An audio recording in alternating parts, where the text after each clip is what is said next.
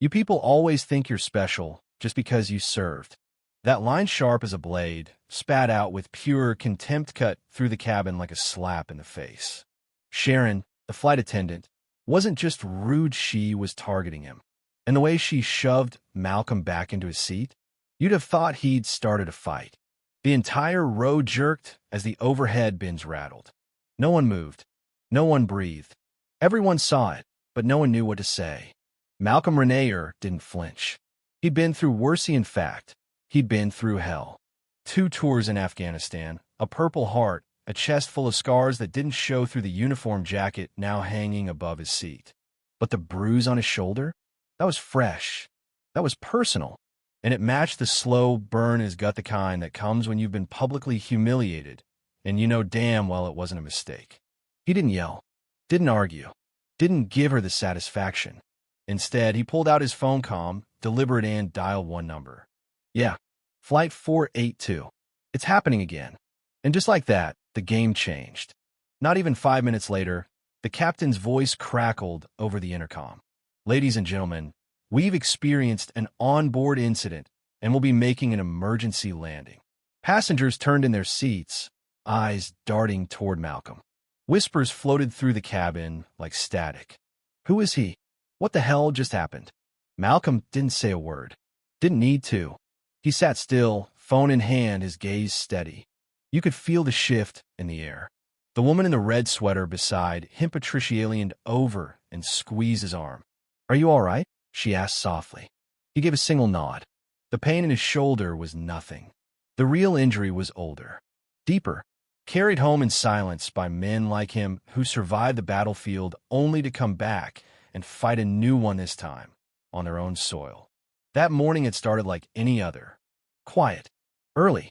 The pale morning light crept in through his queen's apartment, casting long stripes across the floor as he folded his uniform with care. He wasn't wearing it for vanity, just come from Memorial the night before. Another friend gone too soon. That jacket, pressed and tucked in the overhead bin now, held stories that would never be told. This flight to Dallas wasn't about war, though. Malcolm had a mission. He was meeting lawmakers pushing for stronger mental health support for veterans. Because after the gunfire ends, the battle doesn't. Not by a long shot. At JFK, he moved through the crowd like a shadow, efficient, polite, quiet. He knew the routine. He'd traveled enough. Waited his turn. Held the boarding pass like everyone else. Group 3, they called. He stepped forward. No entitlement, no drama. His seat was on the aisle. He liked it that way, always facing movement. Always ready. Patricia, already settled in the middle seat, smiled when he sat down. Noticed the jacket. Thank you for your service, she said. My dad was military. He smiled. Said thank you. Then silence, comfortable enough. That peace didn't last long. 3 rows up, voices rose. Sharon, a flight attendant, was chewing out a guy over the size of his carry-on. Sure, rules are rules, but her tone had a bite that went beyond professional. The guy caved, handed over the bag. Malcolm didn't think much of it at the time. Then came the delays. Got the congestion. Maintenance checks. Whatever it was, the captain said they'd be on the ground a bit longer. Sharon decided to start beverage service early, maybe to keep people calm. When she reached their row, Malcolm asked for water. I need to stay hydrated. Medication for an old combat injury, he said, matter of fact. That word combat set her off. Her mouth tightened like she'd tasted something bitter. She handed him the cup like it burned her fingers. You'll need to finish that before takeoff, she snapped. Patricia gave him a puzzled glance. Things escalated quickly after that. Patricia spilled her drink during a small bump of turbulence. An accident, nothing more. Sharon lit into her like she'd set the cabin on fire. Just sit, she barked. Malcolm reached for a napkin to help. Sharon turned on him like he'd drawn a weapon. No, you cannot. Please remain seated. It wasn't what she said, it was how. Every word carried weight, like a punch to the ribs. This wasn't about protocol. This was personal.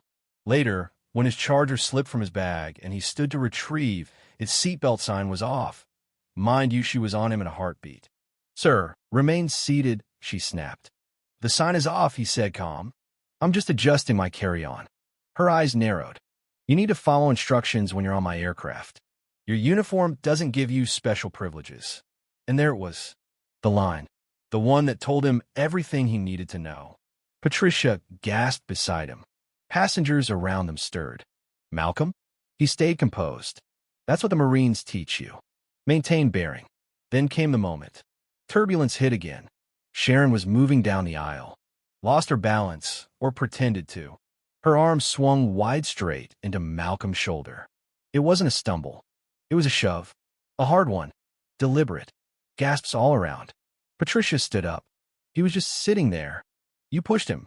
Other voices joined in. That's assault. She's out of control. Malcolm sat still. Rubbed his shoulder.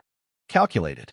When a seatbelt sign clicked off again, Yakoba different flight, attendant approached quietly. Are you okay, sir? He asked, eyes darting toward Sharon. I'm fine, Malcolm said, but that was unacceptable. Jacob nodded. I'll notify the captain. At cruising altitude, Malcolm logged into Wi-Fi. Shot a message to Colonel Brooks, his old CO, now in airline compliance. The message was clear. Flight 482. Attacked by crew member. Need immediate intervention. The response came fast. What the hell? Are you safe? I'm alerting HQ now. At the front of the plane, Sharon looked panicked, speaking into the interphone. Malcolm watched her gesturing wildly. Trying to spin it. Trying to save herself. Too late. The captain's voice came again. Due to a minor onboard incident, we will be landing at Nashville International. Minor? Someone muttered. She shoved him, someone else said. That's not minor. The descent was steep. Tense.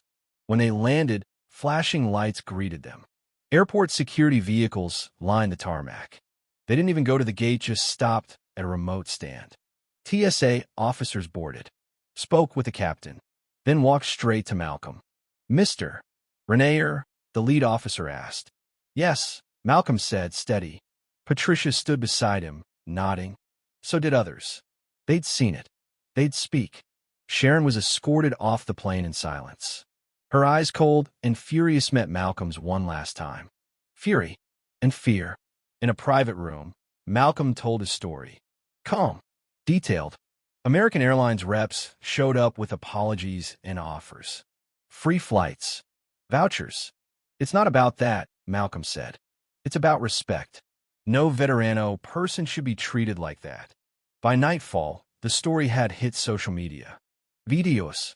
Quotes. Black veteran assaulted mid-flight. Hashtags like respect our veterans trended. Veterans groups rallied. News outlets called.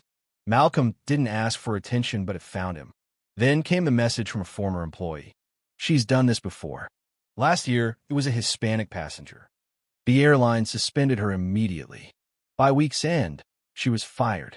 Charged with misdemeanor assault. Possible federal charges. To assault on an aircraft is serious business. Malcolm's advocacy work exploded. Invitations poured in. Speaking gigs. Policy panels. Airline training seminars. Donations to his foundation soared. Sharon pled guilty. Got probation. Community service. Court-mandated sensitivity training. And a permanent ban from working in commercial aviation. But that wasn't the win Malcolm cared about. The win was the reform. The shift. Airlines reviewed training. Pilots got clearer protocols. Crew members learned about bias, about how it looks, how it hurts, how to stop it. Months later, as Malcolm prepared for another flight, he spotted a new airline poster. Every passenger deserves dignity. He smiled. That was it. That was the power. Not in shouting, not in fighting, but in knowing when to stand your ground and make the right call. That day, Malcolm grounded a plane. But more than the grounded, a system that let people like Sharon keep flying above accountability. 6 months later, the ripple effects hadn't stopped. Veterans organizations used his story to push for stronger protections. Congress held hearings. Airline CEOs were grilled. And every staff member, from gate agent to pilot, had to complete mandatory anti-discrimination training with Malcolm, featured in the video. When asked if he regretted making that call, he shook his head. Justice doesn't always shout, he said. Sometimes it just stands still and lets the world catch up. And it did. because of him. Now let me ask you something. If you were sitting there, watching it unfold, would you have spoken up? Would you have made the call? Or would you have let injustice fly? Tell me in the comments below, where do you draw the line?